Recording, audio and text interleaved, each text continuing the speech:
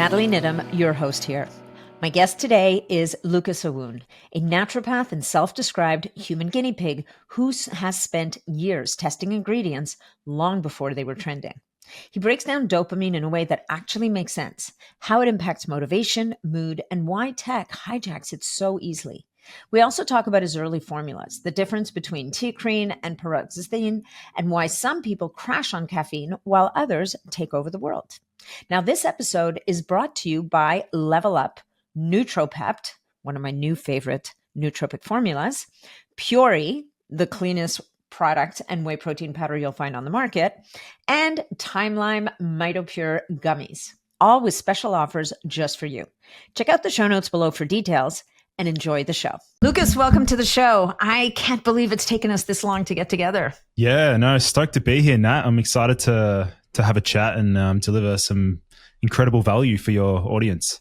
Yeah, well, I'm excited for you to do that. I mean, I'm looking forward to the value. So I think, I think we've I feel like years ago you might have been in my Facebook group way back, which actually recently got shut down. Oh, no. And well, it's okay. I mean, it got shut down and then it mysteriously popped back up again, but now it has no name. So what was the reason for that? Like, why do they do that? We all know why. Natural remedies, natural supplements. Well, we're talking about peptides a lot in that group, and it's very hard to manage the conversation. And the poor people in this group are trying to figure out whether they're code spelling all the words, trying to keep it legit. Anyway, you were in my group years and years ago, and then somehow you were gone, and I lost sight of you, and then you just started popping up in my feed, and I'm like, "Oh, Lucas Aoun. Oh yeah, I know that name. What's going on?" And then you reached out to me on Instagram, and here we are. So this is really exciting. Yeah. No, I was always really early on. I was really just excited to learn more. Learn about different supplements, different ingredients. Just get amongst the biohacking space, and on Facebook. I mean, that's pretty much all I knew back then, right? Like, it's just let's just try and find a cool group where are like-minded people who are excited to talk about weird topics related to health. Yeah, no, for sure. How did you start off? Because you're Australia's leading biohacker. You're the dude in Australia. You're a supplement formulator, but you have this background in medical science. Like, what moved you over into biohacking, and when did you kind of make that transition? Yeah, well, from a young age, I was always interested in understanding the body, and my father was a pharmacist, so he owned a little local pharmacy here, and I got a lot of experience like working in the pharmacy. He was teaching me about medications, teaching me about supplements, and he basically threw me at the front of the shop and gave me that vitamin specialist You tag. did? Yeah. Oh, you're kidding. That's awesome. Yeah, so he just threw me in the deep end, told me like when customers come in, just smile, say hello, introduce yourself. It's all about customer experience. It's all about because that's what people value these days more than just getting a cheap product, right? So that was his point of differentiation. I learned about what it takes to actually build rapport with a customer, understand their pain points, asking about the right questions, being really careful about prescribing or recommending supplements, being very cautious about it. And then from there, pretty much I just realized that at the time I was actually studying exercise science, which I was absolutely loving. Don't get me wrong, I was loving it. But in my spare time, I was just constantly researching supplements, just anything related to naturopathy. And then I realized, hang on a sec, what am I doing in exercise science? I think I should be just studying naturopathy. Why don't I just become a naturopath? Because that's the holistic approach. And, my dad wasn't resistant to it. It's not like he was like, no, you can't become a naturopath. You have to go down the route of, pharmacist. He was never really like that. He was very supportive and encouraging of the idea. And then he's like, one day you're going to have to do consults. You have to have a clinic yourself. You're going to have to do consults in a little clinic, in a local clinic. And I'm like, I don't think so. I think I can create content. And I think my level of deliver the most amount of value is through mass education, which is what I'm doing now on Instagram, on YouTube, doing a podcast like yourself and just I've really got, I think I've got a gift for identifying like new and novel health information that people are really excited to learn about, and just not just sharing the same old stuff like, eat, sleep, that the basics. Mm-hmm. It's like Lucas shares the offshoots, the subtopics, the nuances within each topic itself. So yeah. Nice. So did you become a naturopath or you didn't become a Yeah. naturopath? So I You did. did. I completed that naturopathy degree. I ended up duxing my year level, getting of course I was like the nerd at the school. So finishing assignments very fast. And at the same time, I was actually working for a startup in Australia. It was actually Australia's very first nootropic startup. So I was literally working there for 2 years unpaid, and just gaining experience, learning about the ins and outs of running a business, learning about what not to do. Yeah. Just as important as what to do, sometimes more so. Yeah. And the actual founder of the company at the time, gave me the honor of actually formulating their products, because he could just tell that I was so obsessed and loved it, and just could understand ingredients quite well. So then, I finished that degree, and then, but by the time I'd finished my degree, I'd already had such a great following on Instagram and all that. So it was a really smooth transition into like actually getting clients and consulting. So it's just been, such a fun and fast journey, really. That's very cool. So when you were formulating, what do you think was the most innovative thing you formulated, or were you sticking to the base? It's a great question. I was actually the very first person in Australia to use an ingredient called teacrine. You may have heard of teacrine. Yeah, THECRINE. Yeah, that one. Yeah. So I noticed the benefits of that very early on. The fact that it's got minimal tolerance build up, doesn't affect blood pressure, doesn't affect heart rate. And we'll just sort of explain it to your audience. Teacrine is a stimulant similar to caffeine, but it doesn't tend to build the same level of tolerance as it does to caffeine, and it does not affect blood pressure or heart rate. So I knew early on, I'm like, okay, this is going to be a hot ingredient, because everyone loves caffeine, everyone loves stimulants. Well, most people do. And it ended up being one of the most commonly used ingredients in pre-workouts the following year. So I sort of caught onto it and noticed like, okay, this has got some substance behind it, no pun intended. Yeah. And so from there, basically formulated a teacrine, Bacopa Monnieri, ginkgo biloba. It was like your classic nootropic blend. So it's Bacopa, ginkgo, teacrine, huperzine A, and then alpha GPC. Nice. And so that was the formula before those ingredients were like really, really popular. Yeah. How long ago was this? Oh, nah, it was a long time ago. It would have been when I was 19 and I'm 29, 10 years ago. Yeah. Not that long. Feels like ages ago. Yeah. Sure it does. Is it still around? The company disintegrated three years later. As in the TGA, I mean, the regulatory bodies in Australia did not like what we were doing. Did not like the claims that we're making about improving cognition. Neuroprotective, like using those words that didn't fly. They didn't like that.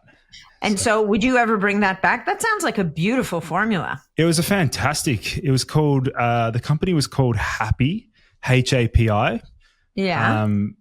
Would I ever consider bringing it back? I definitely think there'll be, when my time comes to like formulate Lucas Aoun's like actual with my new supplement brand in before, when I release my own nootropic formula, I'm sure it'll have some of the similar ingredients. But now I've just like 10 years later, I've discovered so many more incredible ingredients that it's going to be actually really hard to know. Hey folks, I just wanted to take a quick minute to tell you about something that I've created just for you guys, my listeners. I've created an amazing holiday gift guide for listeners so that you can get the best Black Friday deals on biohacking tools, supplements, and so much more. There are gifts in different price ranges and once a year price drops on your dream health tech. And no one said you can't show up for yourself. So you can get the stuff for friends and family or for yourself. All you've got to do is go to natniddam.com/gift guide for the list of Black Friday deals that you just can't miss. I'm interested about theacrine though, because not to spend too much time on it, but still everybody's all about paraxanthine right now, right? So paraxanthine, which is the downstream metabolite of caffeine, so similar to what you're talking about, it doesn't, it doesn't give people the jitters. It doesn't have many of the side effects that are undesirable of caffeine, but still gives that kind of stimulant benefit, kind of nootropic. So it sounds a bit similar to theacrine. How are they different? It is actually very, very similar. The only difference is that with teacrine, the half-life is very, very long. It's like 8 to 10 hours. Whereas with paraxanthine, it's a lot shorter, which means you can use it in the later parts of the day without it disrupting your sleep. But with teacrine, what I noticed, particularly when I first started playing around with it, because got to remember, Nat, when I was 19 years of age, like I was just like, I'm a human guinea pig, and I'm just going to accumulate tons and tons of human experimental research trialing different substances. And that was like peptides, that was like Russian drugs, research chemicals, all sorts of stuff back in the day. And don't get me wrong, I've had my fair share of like negative experiences, that's for sure. Okay, that question's coming. Yes. Yeah, I had a feeling that was. With teacrine, what I noticed, what was unique about it was that it actually peaked, like the stimulating effects peaked like 3 to 4 hours later. Whereas with, typical caffeine, it's like maybe 1 hour later, 1 to 2 hours later. Yeah. So I noticed it had a delayed onset and also a delayed there was no real come down. Whereas with caffeine, there is, for me personally, I do experience a slight crash from caffeine, but, learning more now, I realize that you can just stack it with like D-ribose, which basically blocks the crash from caffeine, which is pretty cool. But yeah, teacrine, I think, between that and paraxanthine, wow, like we've got so many great alkaloids we can select from nowadays. Well, you can almost imagine stacking them because if you're taking it first thing in the morning, you could imagine stacking them. Oh yeah, because you get the or just a lot for that longer tail end. Yeah, I would definitely consider doing 200 milligrams of the teacrine with like 100 milligrams of the paraxanthine. If somebody were to combine that with coffee, I think it would be a lot. Quite stimulating, yeah, because they've done co-administration studies doing teacrine plus caffeine, and apparently teacrine like amplifies the effects of caffeine as well, which is pretty interesting, but not surprising.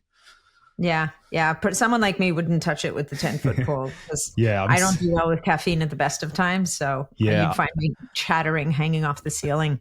I actually recently figured out, and this was by accident, this is what I also love as well, Nat, is like accidental discoveries through self-experimentation, which I'm sure you've had occur many, many times, is like you think that this, let's say you're trialing a new longevity ingredient or something. Let's say it's like, I don't know, alpha ketoglutarate, AKG or something like that. And you think that it's going to have a certain effect and like a certain distinct effect and push you in one direction. But then when you actually subjectively experience or try it, you might notice that you discover that it does something else really remarkable or something else that you never predicted. And then you go down a research rabbit hole. You're like, okay, alpha ketoglutarate, affecting GABA or affecting serotonin, or how's it affecting cortisol? How's it affecting thyroid hormones? And it's like, I just love seeing the links between how things affect the body. Yeah. Well, and then which gives it that bio-individual flavor, right? Because it explains very often why a supplement or an element will affect one person one way and the next person a different way. And understand, and it's by understanding what you're saying, how it affects many different pathways. And very often in marketing, for good reason, but unfortunately, the supplement manufacturer is going to really focus on the one thing that they really want to push people towards. Yeah. And they leave out that other stuff where, the person who's got a thyroid issue or who's got something else going on is going to have a very different impact, sometimes better and sometimes worse. Yeah. And then if they're not Lucas and they're not going to go digging through the literature, they're kind of sitting there going, I don't know, everybody else likes it. And me, For sure, 100%. I think also as part of that, Nat, is nowadays the access to information is obviously, it's so much easier for consumers to like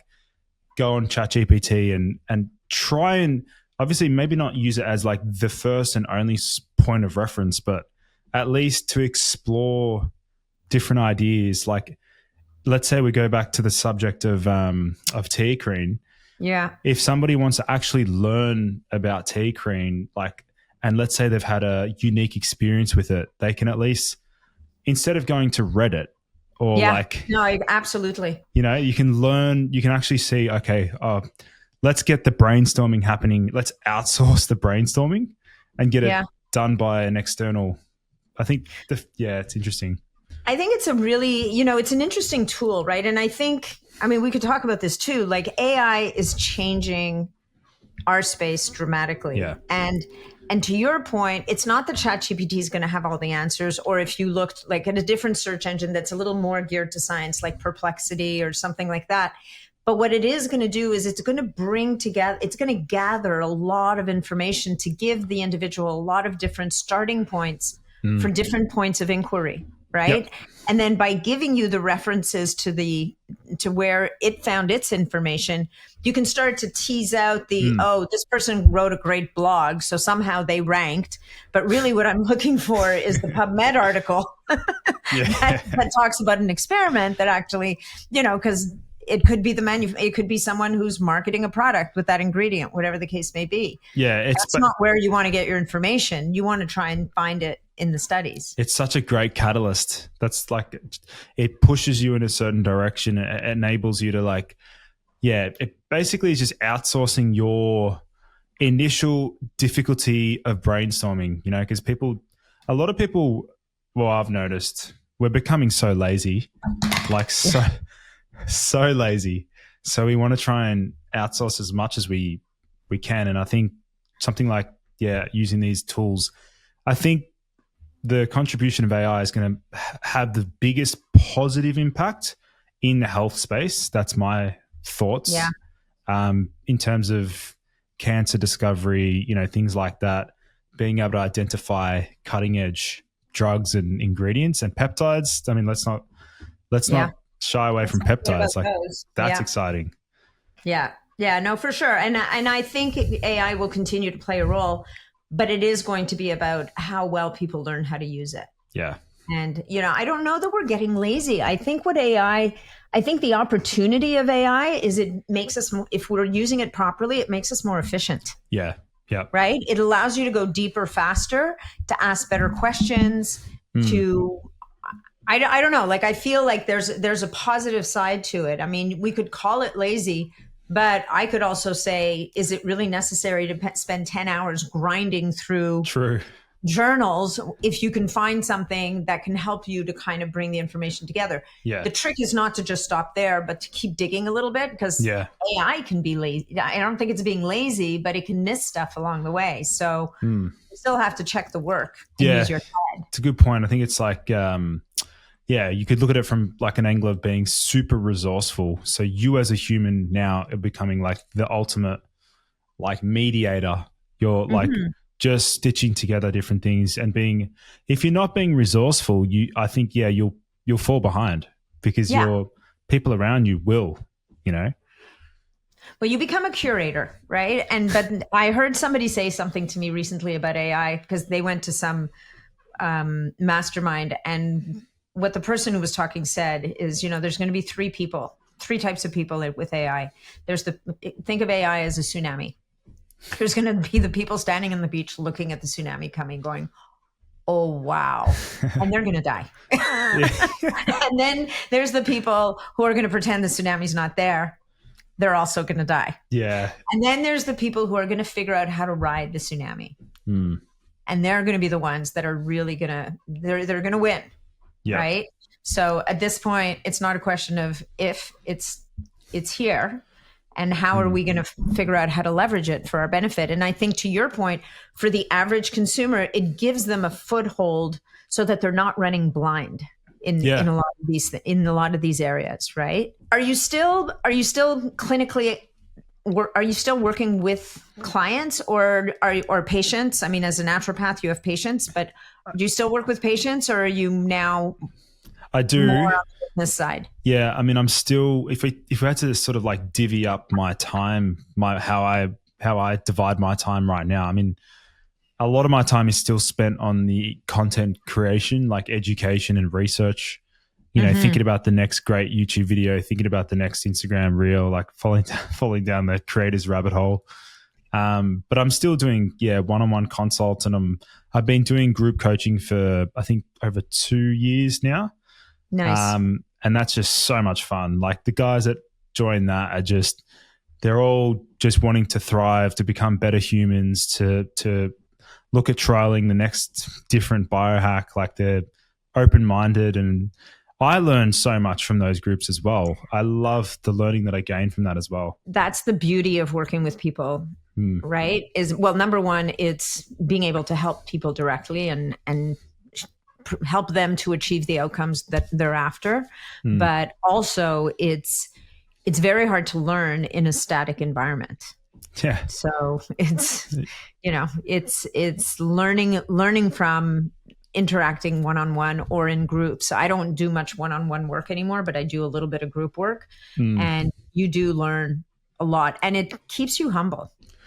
Definitely. And it also gives you the opportunity to have like your finger on the pulse in terms of what are people struggling with, because it's like once they've unlocked a certain level in terms of health, they're always looking to take it to that. They're always looking for that next thing. So it's like you get a chance of seeing like, all right, a lot of these guys this week are complaining about this particular hormone they want to optimize. All right, great. I'm going to create content about that. Let's educate. Let's dive deep on that subject, because clearly there's a demand for it, Yeah. Well, speaking of diving deep, let's talk about dopamine. I think that's something. Definitely a nice transition. I mean, this is all moving into this space of nootropics, right? And interestingly enough, that formula that you talked about earlier, even though it might be a pre-workout, a lot of people would look at it and say, it's got some pretty cool. Anything that's going to be a good pre-workout, I think that's well formulated, is actually going to affect the brain as well. Definitely. I mean, we all know that last rep really comes from here. Well, that's a great point. And I think when it comes to exercise performance, because I have an exercise science background and now I've merged it with like naturopathy. When I initially started my naturopathy degree, I was like, I am going to be a naturopath for athletes to improve their performance. That was always like my initial goal. And now it's catapulted into doing many different things. But I always had the idea in my mind that I was going to formulate stacks, like supplement stacks and protocols that can improve endurance, improve strength, help with recovery.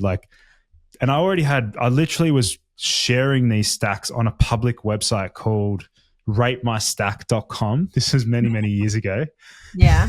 It's such a nerdy thing to do. But I was like, I constantly kept winning the award for the best stack each week, because I kept on like outlining. Ratemystack.com. That's hilarious. I know. And then back then I was like, okay, hang on a sec. Well, yeah. Then I realized nootropics can massively affect not only mental performance, but also physical performance as well. Because like you said before, I don't think people really understand this, but when it comes to what actually causes fatigue during exercise, I've researched this quite extensively, and it turns out that serotonin, the buildup of serotonin, is actually what drives fatigue during exercise. And so those that have very high levels of serotonin actually have decreased motivation to keep pushing through whereas those that have high dopamine have more like willpower to squeeze out that last rep per se, like just push through even further. That's interesting. Well, and a lot of people would say that when you give up, it's your brain trying to save you.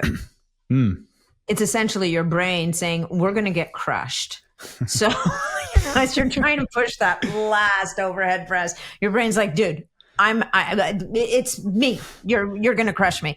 And it's the body really trying to preserve, because it's not natural, if you think about it, to be pushing a ton of weight or to drive yourself to run that extra 100 meters extra fast unless there's a lion chasing you. So it's a sense of self-preservation and overcoming that natural survival instinct to kind of pull back before you pull something is part of the equation. Definitely. And the way that I also understood that and learned about that was when I was researching BCAAs. This was like a common, you've probably heard this as well, how they can, if BCAAs are taken by themselves, the leucine, isoleucine, valine, which at one point in time, they were really popular gym supplements and like pre-workout or post-workout, that taking BCAAs is actually now basically redundant because they can block the uptake of tryptophan and tyrosine into the brain, and therefore you're depleting both serotonin and dopamine. Interesting. And a lot of people have complained about like weird mood related issues when they use BCAAs. Interesting. Well, it's interesting because I did a course with Joel Green a couple of years ago, and he brought up BCAA. So essential amino acid stacks, it's those 9 essential amino acids that a lot of people will supplement with around workouts. And I'm coming at it from a different place than you are, right? I'm a few decades ahead. And so, plus I'm a woman, so building muscle is not necessarily as easy for me right out of the gate. Yeah. And he was talking, and this is in older adults, so not just women, but men as well, that in the case of older adults, what BCAAs do, and this is taken post-workout, is it helps with satellite cells, which are the cells that promote muscle fiber growth, that they kind of tend to become inactive as we age. And he had found in the research like some really interesting data that showed that BCAAs in older adults, so less so in your young, fit male bodybuilding crowd, but more so that there was an application in the older adult post-workout, which is, which brings us into the real nuance around all of these things. Like we hear creatine is good, creatine is bad, BCAAs are so last year. and usually there's a reason why something came up. Well, and also women are excluded terribly so in clinical studies. So it's actually, I think it's really unfair as a female to understand how things are going to affect them, because I know it's a lot harder to study because they obviously have 4 different women every month. Yeah. Yeah, that's fair. I've actually never heard that saying, but I actually really like that. Yeah. There's nothing a researcher hates more than changing variability parameters, variability that they can't control. Yeah. Right. And so, sense. I mean, it doesn't excuse them, but it explains why. Yeah, that makes a lot of sense. But yeah, look, like you said, time, it's context dependent. So like when it comes to supplements, there's no one size fits all. There are definitely certain rules that I think, should be adhered to. But when it comes to like, all right, if somebody were to come up to Nat and be like, Nat, what should I take for this, this, and this? You'd be like, hang on a sec. I need to understand the context, right? I don't know anything about you. Yeah. Which I'm sure you get DMs every single day. Nat, what's the peptide for? Like, no. Yeah. It depends is the answer they usually get. So let's go back to dopamine though. Why don't you do a little dive for us into dopamine? Sure. Like, I think that, what's really interesting is obviously it's there for focus, but how should people be thinking about managing, and what are the danger signs we want them to look for? And yeah, like just to really leverage their dopamine status to optimize their performance. Yeah. So first of all, dopamine is an incredibly important neurotransmitter that we're all producing on a daily basis. And the reason why I became so interested in understanding how to really just optimize dopamine was because I realized that if I wanted to, number one, start my own business, number two, like be motivated and wake up every day feeling driven, motivated, excited, and want to get after my goals, then dopamine is going to be an important part of that recipe, right? So it has to be there. But in my opinion, I didn't want it to be balanced with like serotonin. I actually wanted it to be imbalanced and more dominant. So I wanted to become dopamine dominant because I realized, hang on a sec, why is it that all these entrepreneurs, productivity freaks, like how are they getting so much work done? Like how come they're so motivated? Like some people will say, oh, it might be due to childhood trauma, things like that. But I basically disregarded all that. And I thought, just biologically speaking, what is the neurochemistry behind productivity and focus and that sort of stuff? And I don't know if I coined the term, but I was really excited by this concept of cosmetic neurology, which is being able to like tweak and like manipulate your neurotransmitters to your exact needs. So, for example, that's sexy. That's a very cool concept. Yeah. So the idea was based around, for example, depending upon the task in which I'm approaching, what should my neurotransmitter profile look like? And that was the idea around this cosmetic neurology. It was one of the first courses that I released. I kind of like probably 5 years ago. And then I realized, all right, so dopamine, clearly it's an important one. Even on Reddit, if you go on Reddit, like the Nootropic. I never go on Reddit. yeah, it's toxic. It is. I avoid Reddit at all costs. But anyway, you tell us about Reddit. the reason why I do float on Reddit is because I like to see what people are actually interested in and talking about. Like just gaining interest and like, okay, what are people talking about? And everyone keeps on posting. Everyone kept posting, what's the best supplement to boost dopamine? How do I upregulate my dopamine receptors? What can I do to supercharge? And I'm like, okay, let's just become an expert. Let's understand this really well. And then I discovered some really incredible ingredients that I subjected my body to. Number one was uridine monophosphate. Yeah. That changed the game for me. It literally shifted my personality in a direction that I was wanting it to go in, which was, it made me want to get shit done. Like it turned me into a productivity freak. And at the time, of course, that was important to me because I was building a business. Now I don't use it at all because I'm not in that phase of my life. I'm trying to like expand my social connections and become more community driven, that sort of stuff. I'm in a different phase. But early on, when I was building and I was just starting, I needed that kick to like actually push me in that right direction. So, and is there a downside to uridine monophosphate? For some people, yes, it makes them motivated and driven, but for some people, it makes them feel a little bit more emotionally disconnected, a little bit more, like a bit more numb, like in terms of like disinterest, a bit more robotic in that sense. Okay. But you can see how that could be good in certain situations. Like to keep like laser focus. Yeah. So that one was really great, particularly when combined with high dose EPA and DHA. So the actual stack wasn't developed by myself. It was actually something called the Mr. Happy stack. Which I love it. So it's actually a really famous stack that was developed by this guy on Reddit. Where it was the combination of like DHA, EPA, so omega-3s, with the uridine monophosphate, and then a B complex, like that B complex formulation. And you look at the research behind it, funnily enough, there's a really famous anti-Alzheimer's formula that's like now sold in millions, like thousands of pharmacies across Australia. It's called Suvinade. And it's actually based around that combination. Wow. Which is really cool. That's really interesting.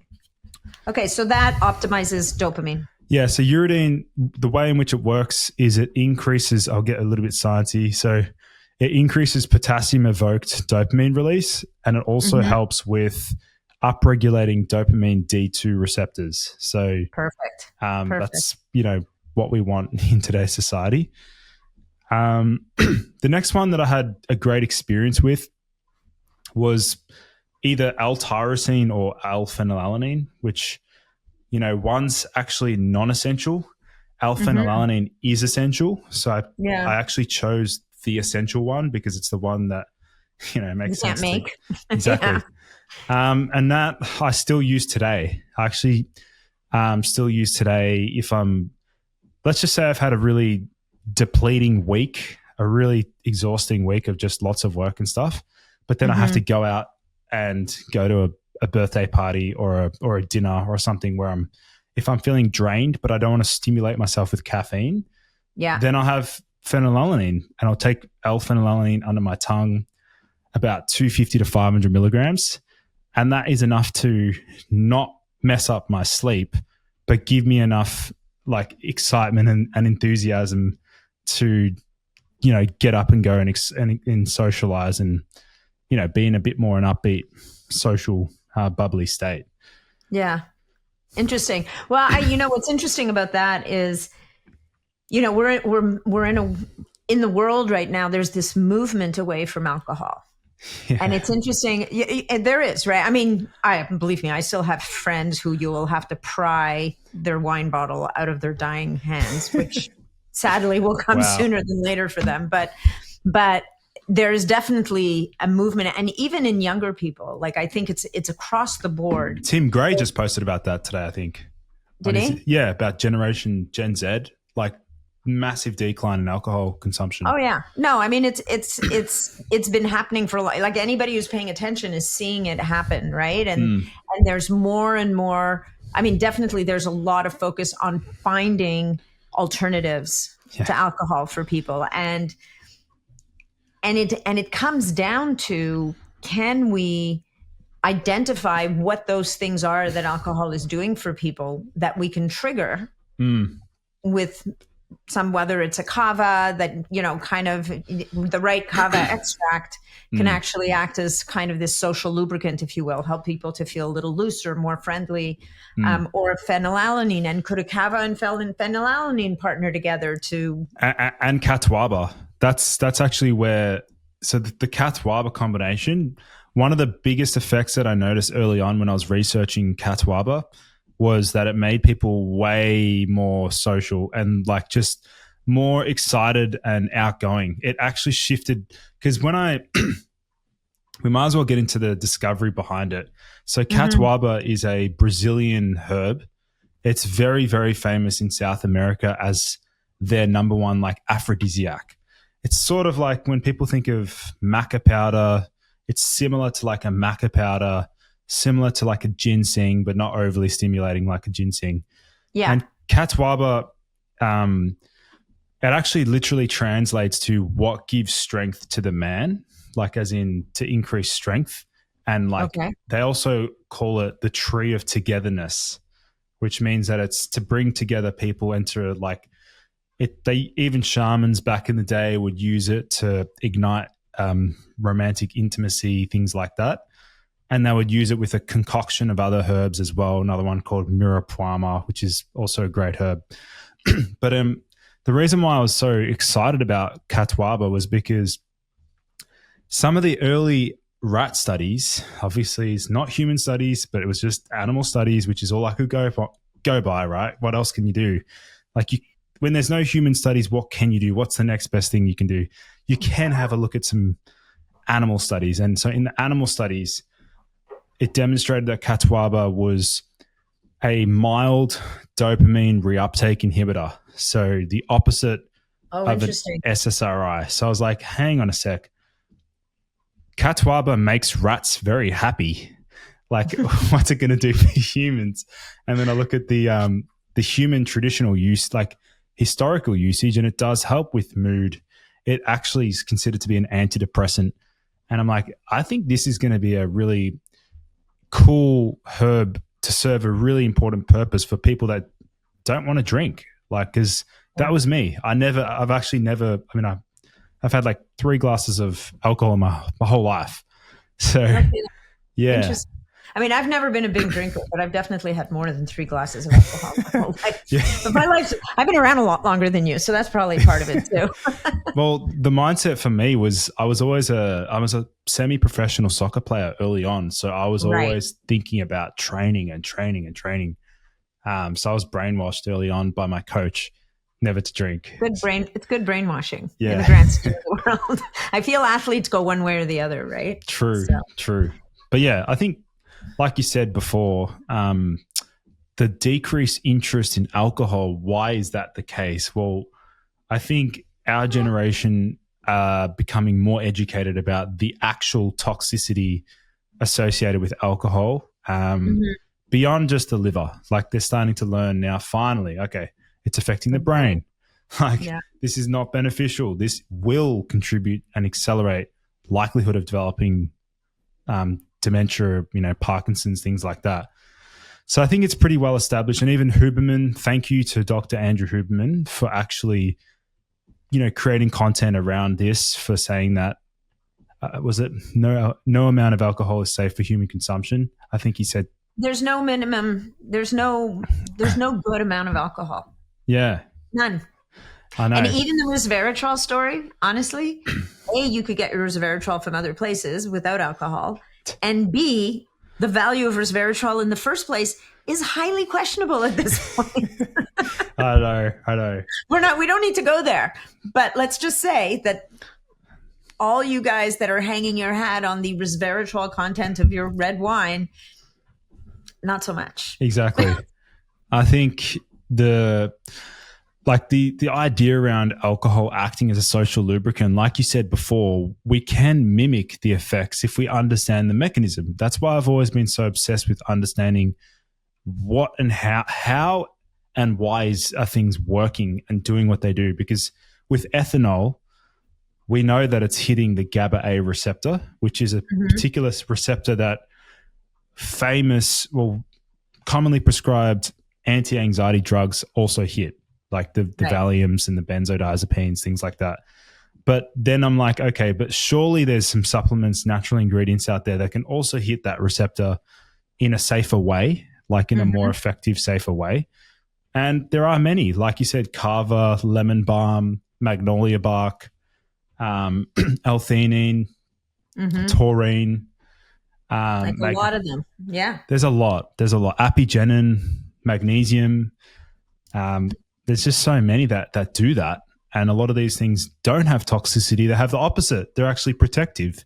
So it's like, why would you use alcohol if you could take something that's going to give you the effect and give you no come down as well? I feel like dopamine is a good news, bad news neurotransmitter. True. And I feel that if we look at any of the research around things like Instagram, like social media, and how that puts people puts their dopamine into overdrive, like understanding that nuance between activating dopamine, leaning into it, leveraging it as a superpower, and yet seeing how easily it could be manipulated, send you down a dark, deep rabbit hole that you're never seen from. You emerge from at 3 o'clock in the morning, kind of bleary eyed. Well, there's I really like what I think Huberman's also mentioned, which is like if you're releasing dopamine without effort, physical or mental effort, that's the problem.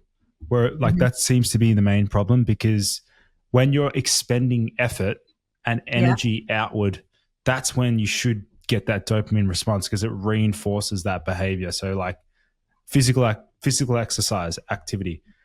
Yes, it's difficult and you're putting in the effort to actually move your body. But then when you do that, the body pays it off, gives you a payoff. So there's a reward. Yeah. The dopamine. So the problem is now that things obviously we can just get what we want when we want.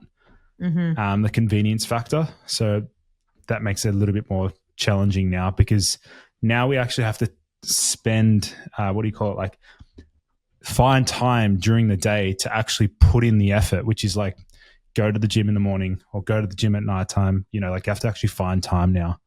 Yeah, absolutely. When you work with your clients, and I'm guessing you work mostly with men, am I right about that? Yeah. It sounds like you're working with men. Do you advise them on best time to work out? Because I know there's different theories about that, right? I mean, personally, if I don't go first thing in the morning, it's just not going to happen in my world. But, you know, if you listen to Ben Greenfield, 4 or 5 o'clock is, you know, when your strength peaks. There's an argument that says that might be the best time. I think we can all agree that 7, 8 o'clock at night is too late. You're never going to get to sleep. Not good.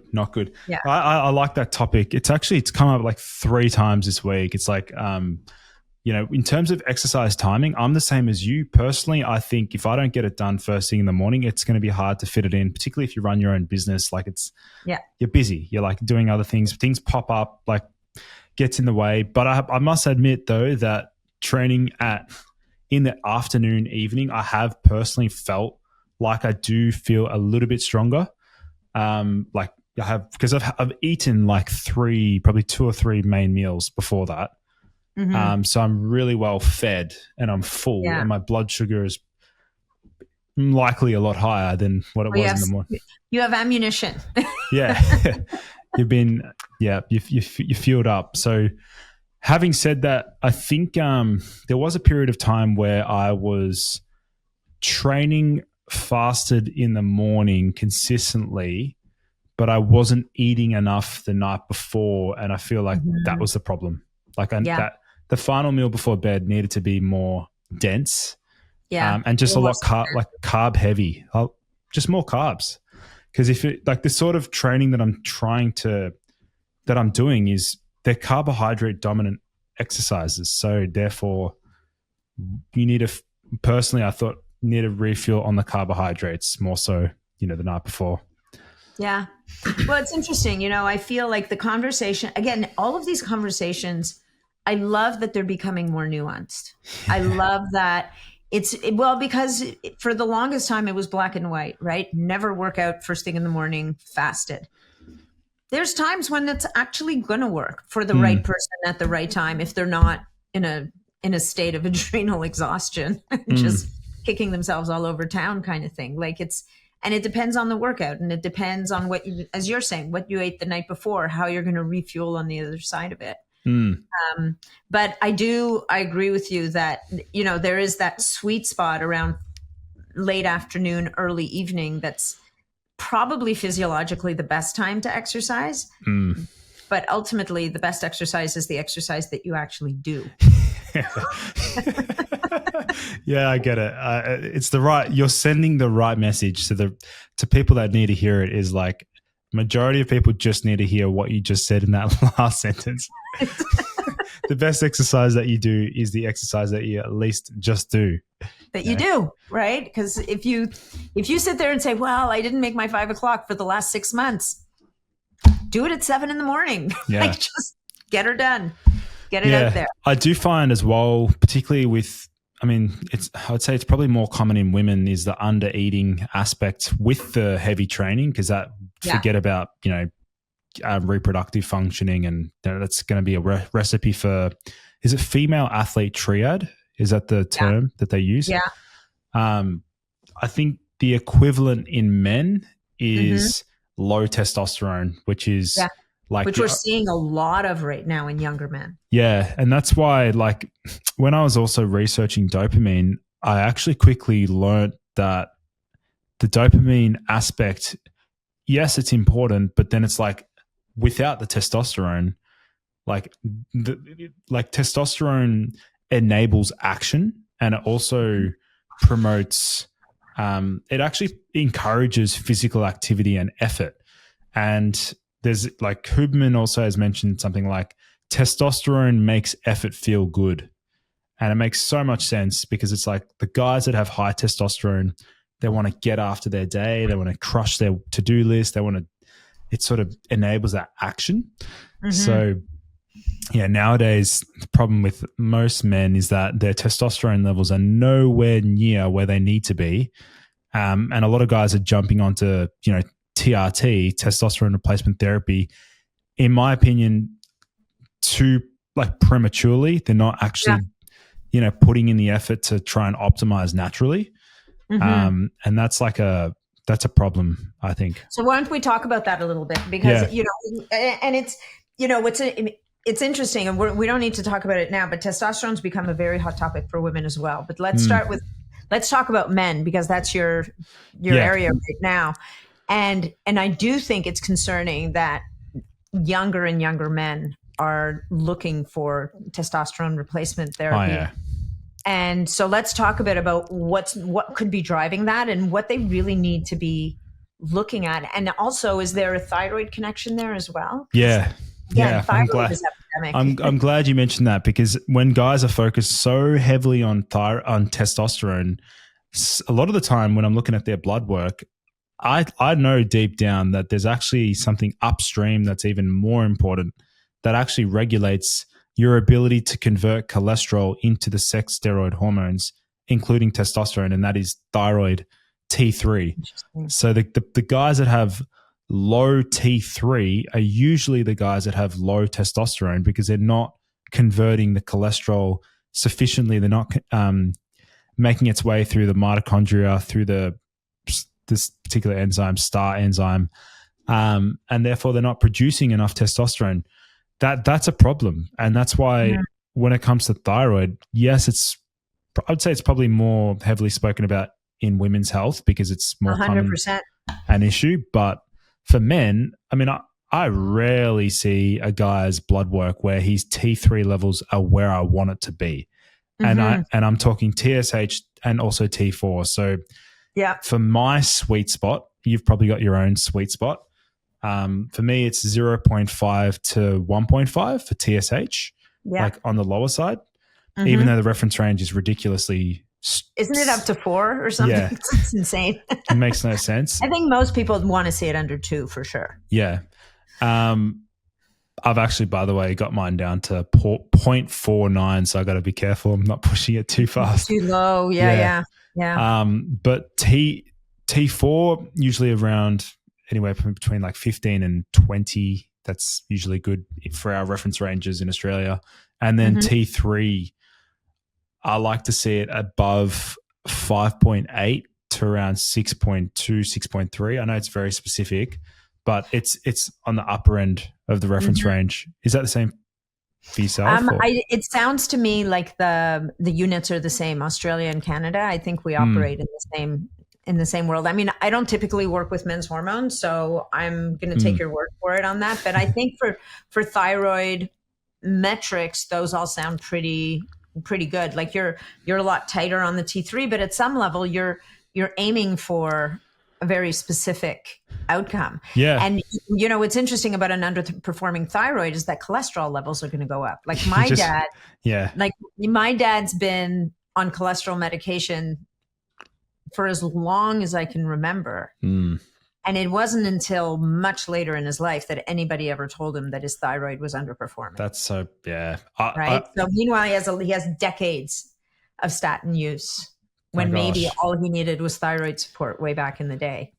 Really long time ago, I think in the 1960s or 1970s, they actually prescribed thyroid to lower cholesterol. There was actually it was a type of thyroid. I think it was T3.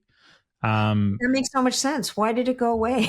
I know. And even when I'm scrolling down guys' blood test results, and I can see their TSH is like 3, and like even before I get to the cholesterol, and I'm scrolling, and then I get to the cholesterol, I'm like, oh yeah, I knew that was going to be high. Like I literally was going to even preemptively say that that's a problem, and it is a problem. Why is it a problem? The question is, why is thyroid an issue? Well, it's because nutrient deficiencies, yes, of course, iodine, selenium, zinc, magnesium, tyrosine, yes, they're important.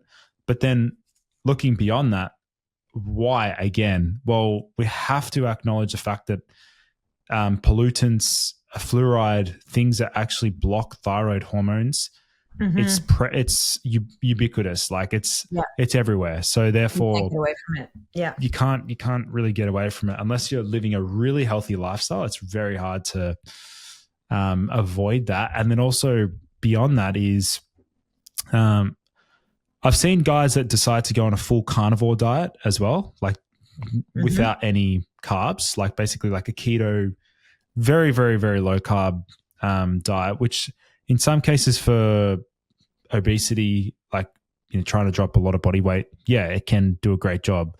But they're the ones that don't have enough carbs are the ones that have low T3, because you need carbohydrates to adequately convert T4 into T3 as well. So that's also another thing that guys get confused about when it comes to well, thyroid. I mean, the carnivore camp is a very compelling camp, right?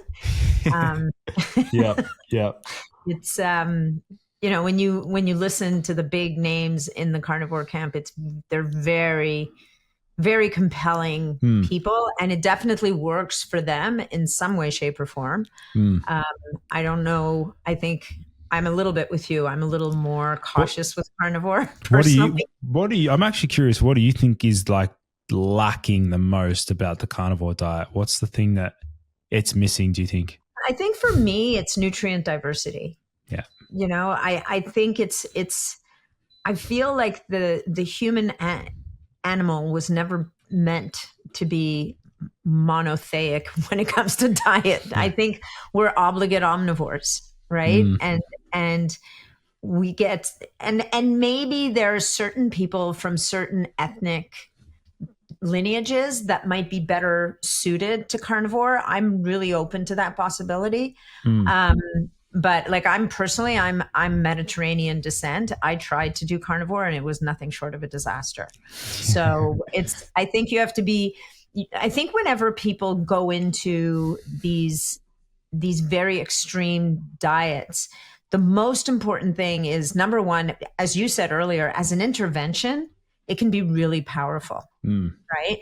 But you have to the way to make it work for someone is to be open to the possibility that it's not going to be exactly right for you. And we see it actually a little bit, even though he's still somewhat very, very set in his ways. Paul Saladino, he started off hardcore carnivore. Yeah. He ended up moving into a space where he added back fruit and raw milk and raw honey, and he's been crucified by the hardcore carnivores. But you can see in him that there's been a shift where he had to adapt to what his body really needed, not to mention the fact that he lives in Costa Rica. So he's living in a different environment where your body's going to respond differently to different foods. And I think that's a piece of the puzzle.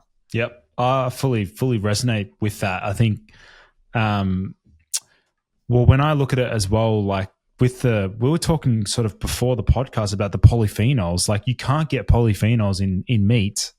You can't get these flavonoids from meat.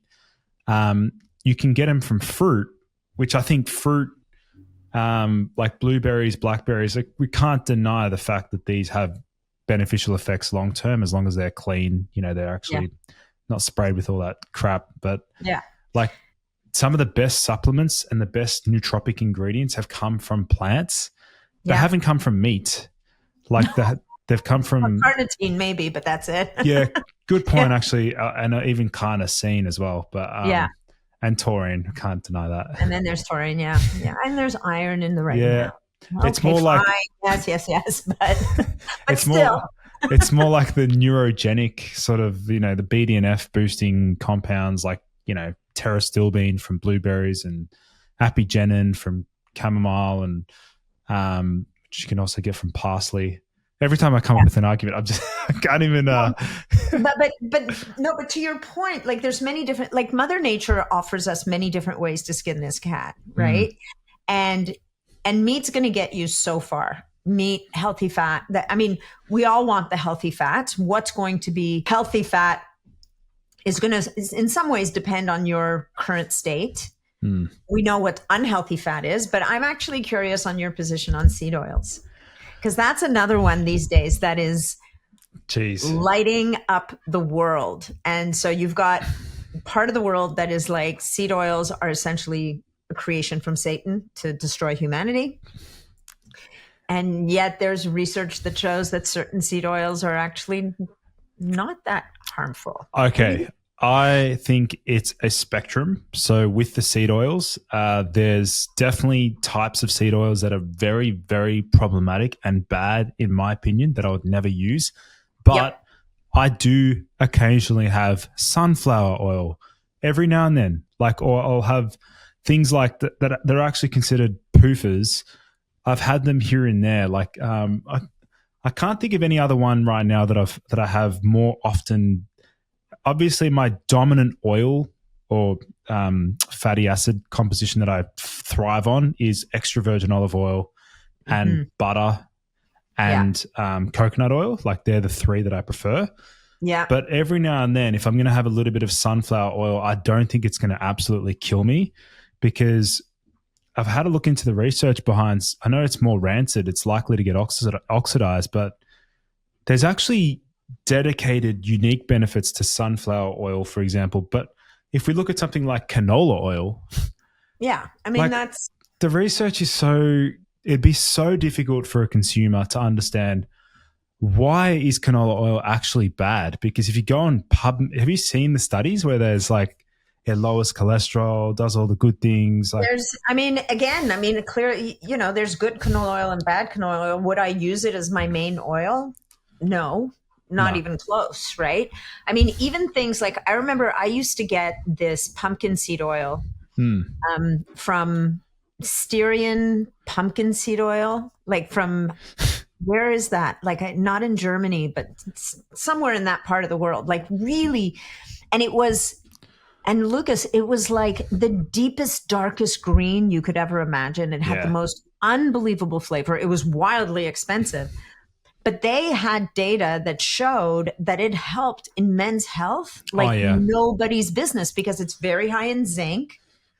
It was really, really incredible as That as a food. Yeah, that's a good example of one that, I mean, that technically would be classified as a seed oil, or like do they call that a poofer? Would that be called a polyunsaturated? Polyunsaturated, probably. I mean, it's pumpkin seeds, like it's a seed It's oil, probably, but it was the way that they were. First of all, it was the seeds they were harvesting. It was the way they were yeah, producing it. They was like, it was low heat. It was a cold expeller press.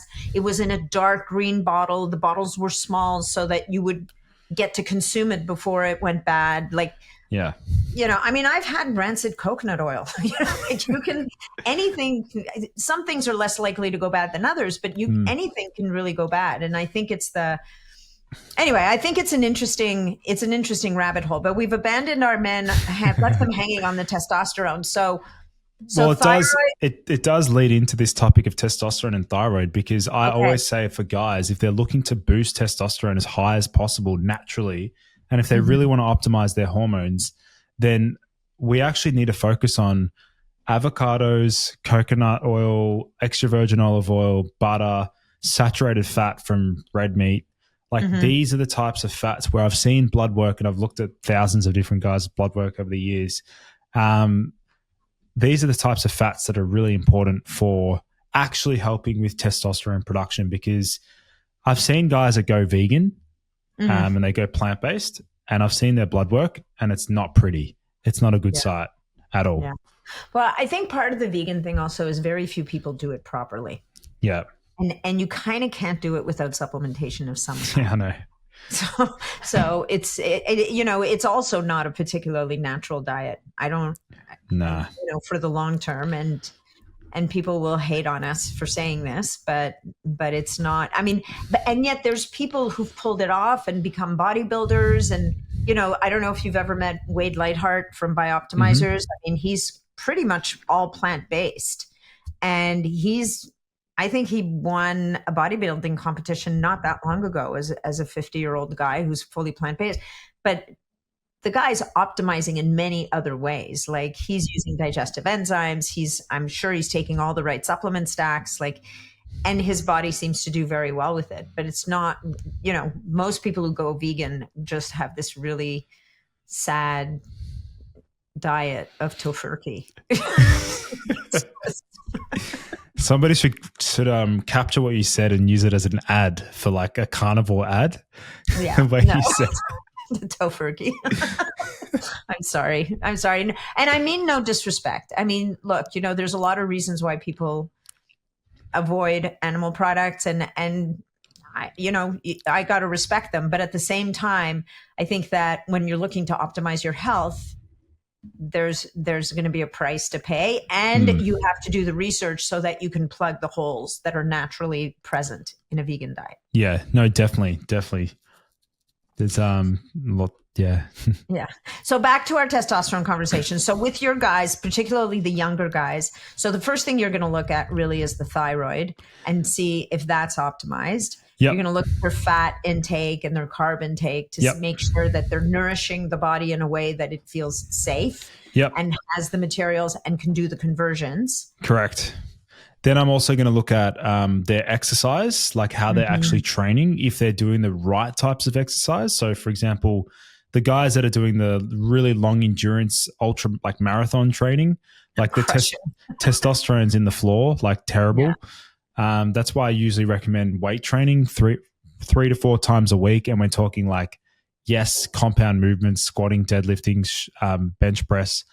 They're going to really move the needle in terms of boosting testosterone. Beyond just training, I'm then also looking at like sleep quality, because obviously, I mean, like the whole point around testosterone optimization is actually just to become as healthy as possible, like because then testosterone levels will thrive. So getting in at least 7.5 to 8.5 hours of good quality sleep per night is going to be important. And I always emphasize to guys to stop also wearing polyester underwear, because funnily enough, like polyester, the electrostatic shocks, the charge that it builds up can actually, the little static shocks can actually lead to infertility in men if they're wearing polyester underwear. It's actually, who wears polyester underwear? I guess a lot of people do, but yeah. Well, it's first of all, there's heaps of different brands that use it in their underwear, but the best ones we want to be using is like bamboo or cotton. Or the viscose, like the plant viscose would be. Yeah, no problems with those. But like if we look at the reasoning why it's a problem is because, like from a human, like a male anatomy perspective, the testes hang outside the body for a reason, because they have to be kept cooler than the core body temperature. So therefore, as a man, he should be keeping his balls cool as much as possible, which is why I've been popularizing the icing the testes. That's like taken off like crazy. I've had so many couples come back to me saying that they've just fallen pregnant, they've conceived just from the guy doing the icing. No kidding. And red light therapy, sometimes sunning as well, like intermittent sunning. That's a whole different topic. We don't have time for that because I want to get back to the Catwaba Pure for quickly.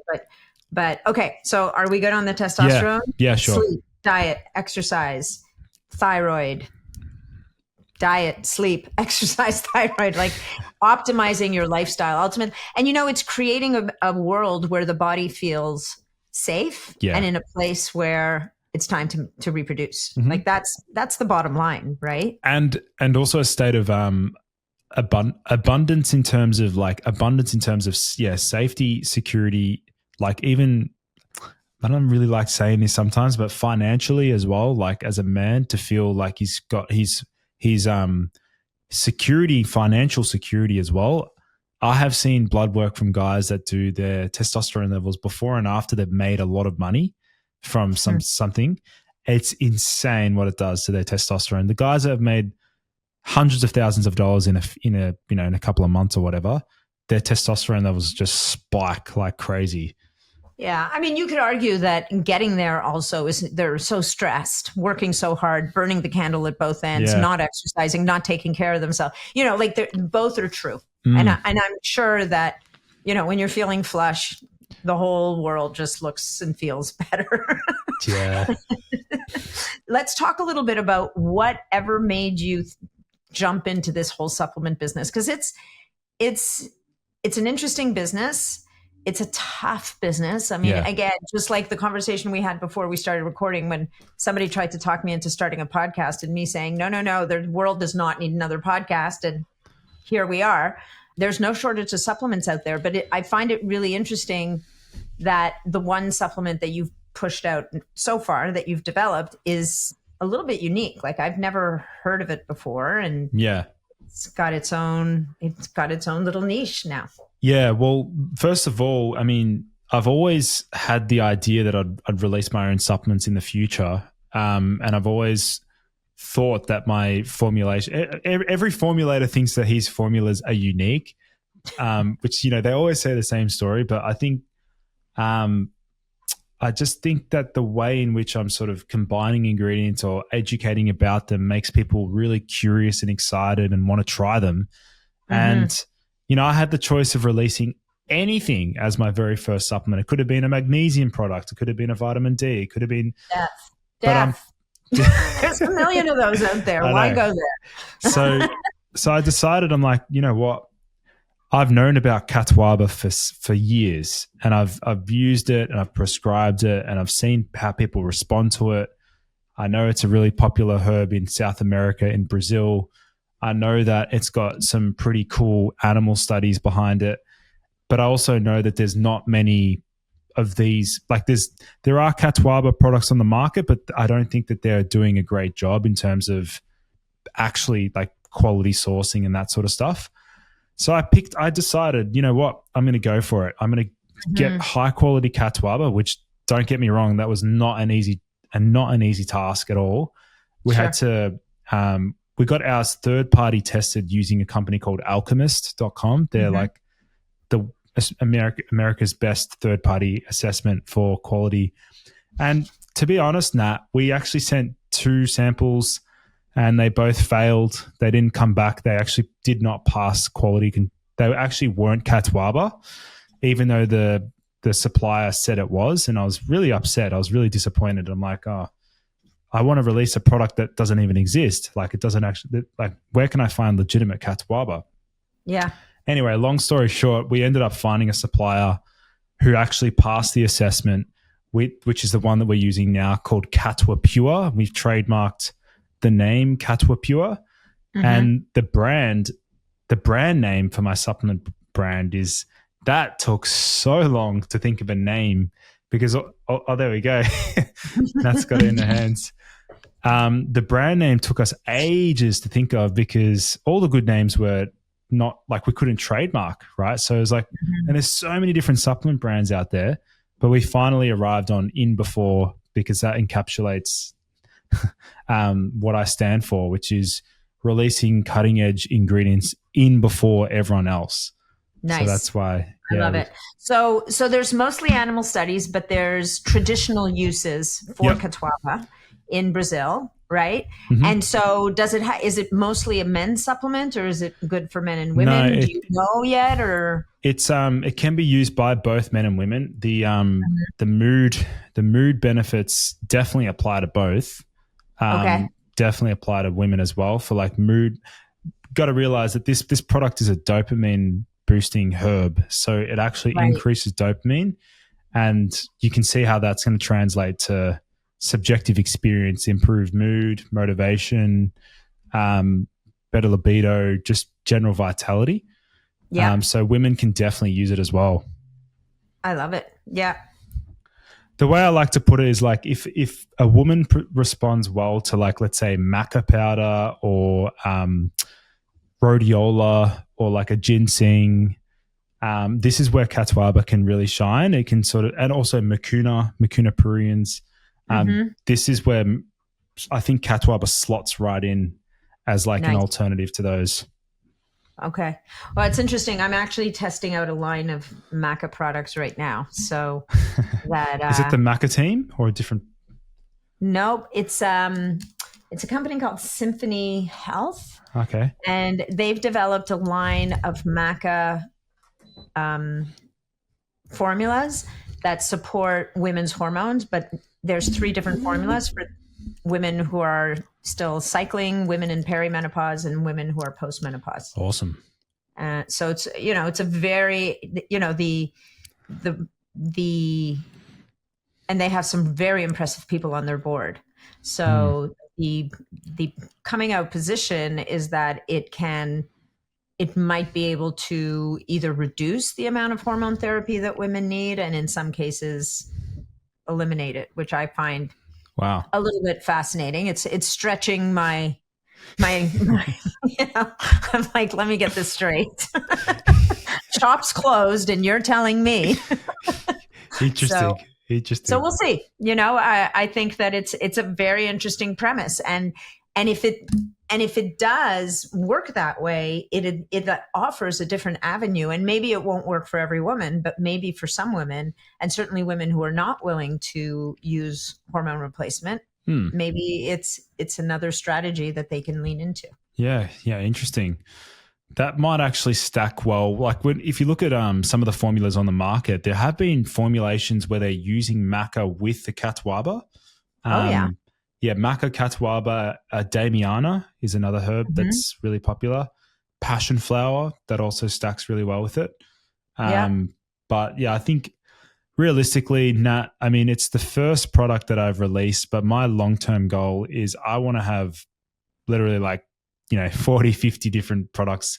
I'm in this for the long game. Like I'm just at the beginning of my career, and I want to I've got great formulation ideas that don't mean anything if they're just sitting on an Excel spreadsheet. Like they have to get out there, Or what's that website? What's my stack? Oh, it was rate my stack. I don't even know if it exists anymore. It was.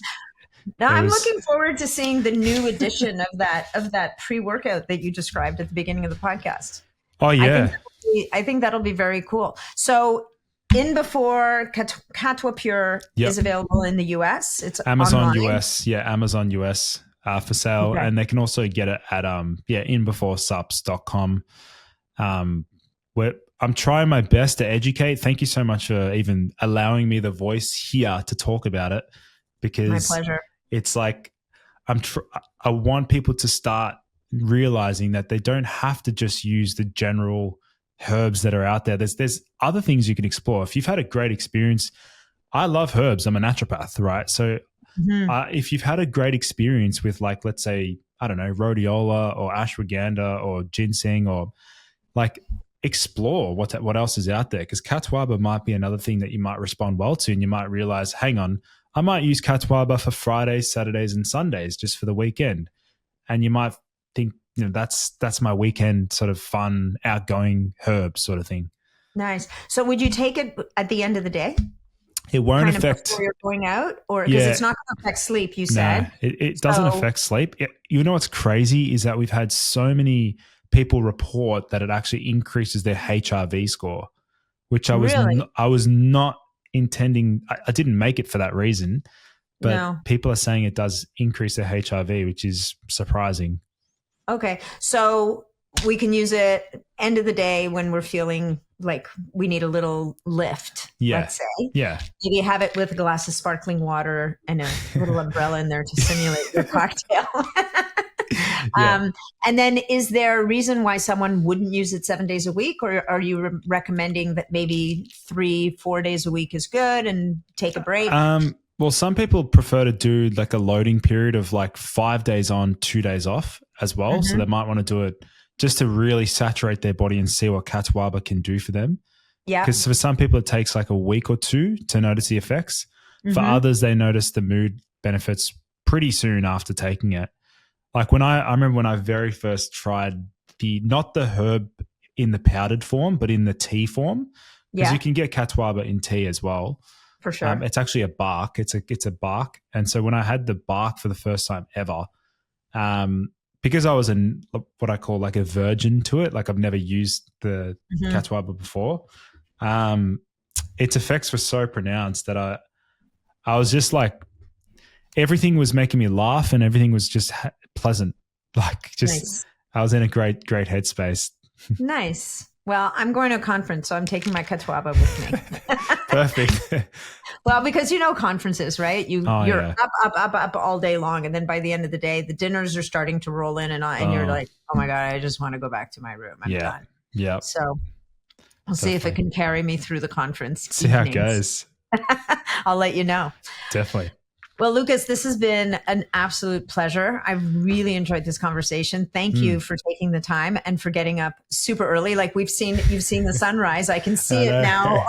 You started in the dark and now you've got the sun shining. Thank you for being here. Please let please let people know where they can find you, the podcast, your website, all the things. Definitely. No, thanks for the great chat. I knew it was going to be an absolute fun one. And appreciate the space, the opportunity to share what I have to share. And it's great to see you evolve and also your platform grow as well. So appreciate that. So people, if they want to find me, probably the best place is YouTube. Boost Your Biology on YouTube. Please go over there and just subscribe. I have an Instagram as well. But the YouTube is, I'm over 1,000 videos now. So there's so much great content there. That's amazing. That's prolific, friend. Yeah. Appreciate it. That's great. So it's Boost Your Biology, YouTube, and Instagram, and that's the name of the podcast as well. Instagram is Ergogenic Health. So ERGO, Ergogenic, GENIC _health. Yep. They can also search my name, Lucas Aoun. It should come up. And then my website is boostyourbiology.com. Right. And then my supplement brand is inbeforesups.com, inbeforesups.com. Perfect. Got it. Cool. Thanks. Thank you so much. Thanks, Have an Nat. amazing day. Take care. Thank you.